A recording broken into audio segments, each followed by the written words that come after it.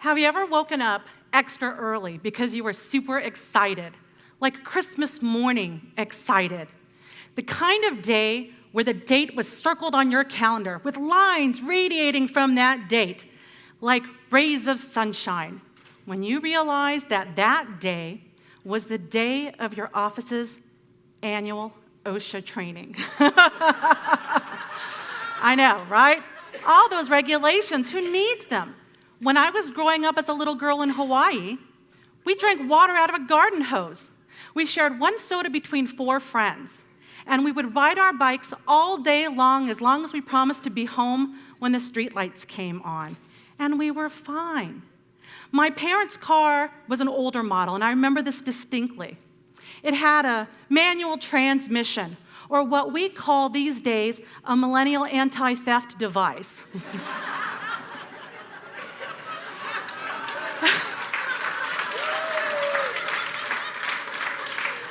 It had no airbags, no booster seats, and no seat belts. And you know what? We turned out fine. If you survived childhood with little to no regulations, turn to the person to your left and to your right and give them a high five for me. Then in 1984, the state of New York introduced the first seat belt laws. And initially, the headline said, nobody will comply with this. Right? It'll take too much time. Who wants to buckle in and out of their car every time they got in and exited? And they said it would raise the cost of cars. What we know now is that it saves lives. It only takes a few seconds, and it actually decreased costs to the tune of $26 billion annually in decreased insurance premiums and medical expenses. How many of you remember when we didn't wear gloves with patients? Right? Yes, I remember. My orthodontist was a smoker. I know this because I could taste the nicotine from his hands. And yet now we can't imagine working on patients without gloves on, right? Same thing with seat belts. Initially, when gloves were introduced, there was that hesitancy to comply. And OSHA was charged initially with implementing those regulations and enforcing those regulations.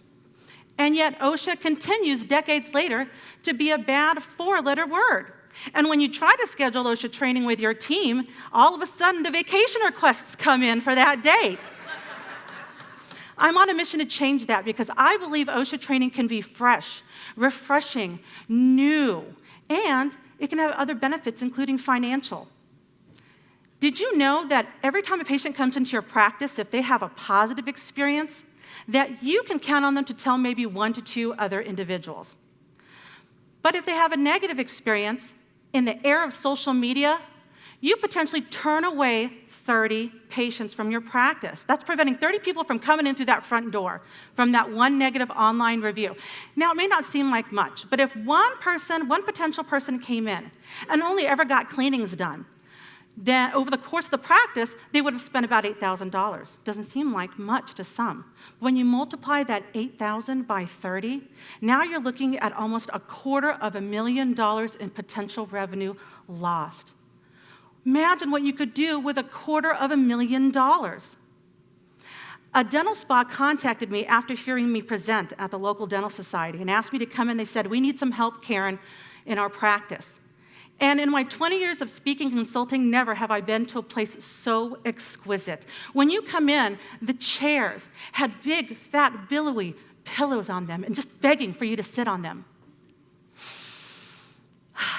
The smell of lavender and lemongrass, essential oils filled the air. And Enya could be heard over the speaker system. This place was spotless.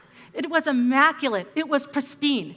Now, the safety officer and I were now walking around the practice at this point doing the audit portion when we approached the last hygiene operatory. The hygienist was wrapping up with a patient, and that's when I saw it. Sitting on the patient's chest was a big, ugly bug.